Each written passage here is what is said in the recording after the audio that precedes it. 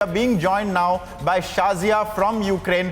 शाजिया, अगर हम आपसे बात कर सकते हैं अभी, आप अगर हमारी आवाज आपको आ रही है, हमें बताइए कि ये क्या अभी चल रहा है यूक्रेन में। हमने इरपिन के विजुअल्स देखे हैं, इरपिन में पूरी तरह से तबाही मची हुई है, और आपको क्या पता चल रहा है और क्या देख रही हैं यूक्रेन में, शाजिया?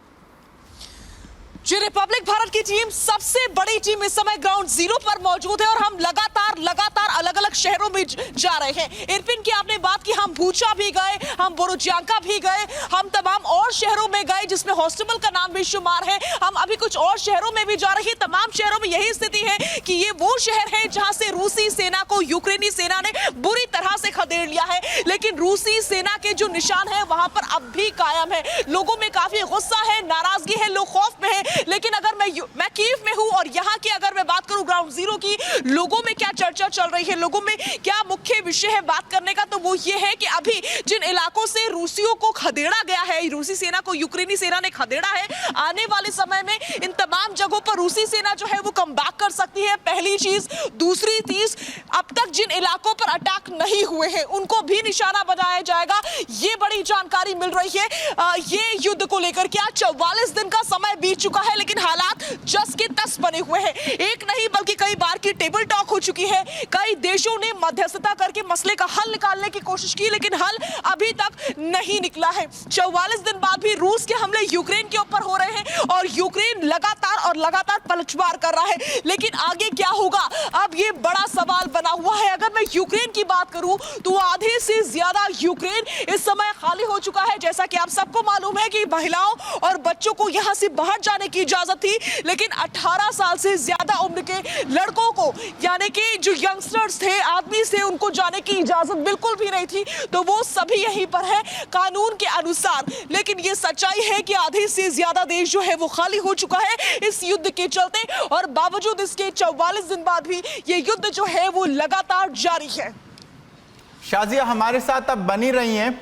हमने देखा है कैसे रशिया के जो फौज है वो जब विड्रॉ किया कीव से और बूचा और इरपिन जैसे जगहों से, उसके बाद जब यूक्रेन के उधर सोल्जर्स गए और घुसे तो उनको पता चला कि बहुत सारे लोगों का कत्ल किया गया था, बहुत सारे उनको अट्रॉसिटीज मिले उधर। तो ऐसे भी क्या संभावना है, अभी और भी पता चल रहा है कि वैसे हुआ क्या था, कितने लोग मारे गए थे, क्या है जमीन पे हालात अभी?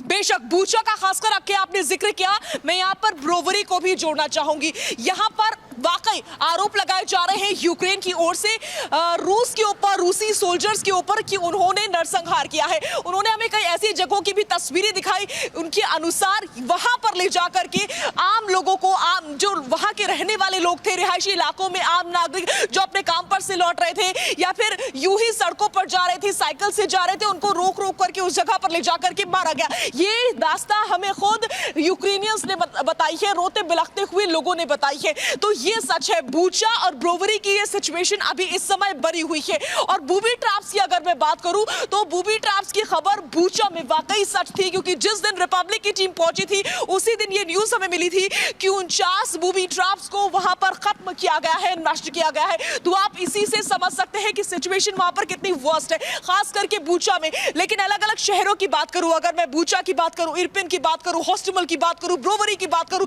जहां पर हम लगातार पहुंचे वहां पर हमें रूसी सेना के जले हुए टैंक मिले हैं, पीछे छोड़े हुए टैंक मिले हैं, जिससे ये साफ दिखता है कि यूक्रेनी सेना ने बड़े ही जज्बे के साथ इस जंग को लड़ा और फिर रूसियों को बुरी तरह से खदेड़ा है। तो कहीं ना कहीं एक बौखलाहट भी है, और इस बौखलाहट में ये अनुमान खुद लगा रहे हैं यूक्रेनी कि आने वाला जो समय है वो और भी ज्यादा संवेदनशील हो सकता है, क्योंकि किसी भी समय कुछ बड़ा हो सकता है। इस शब्द का इस्तेमाल अभी इस समय यहां पर बार बार किया जा रहा है।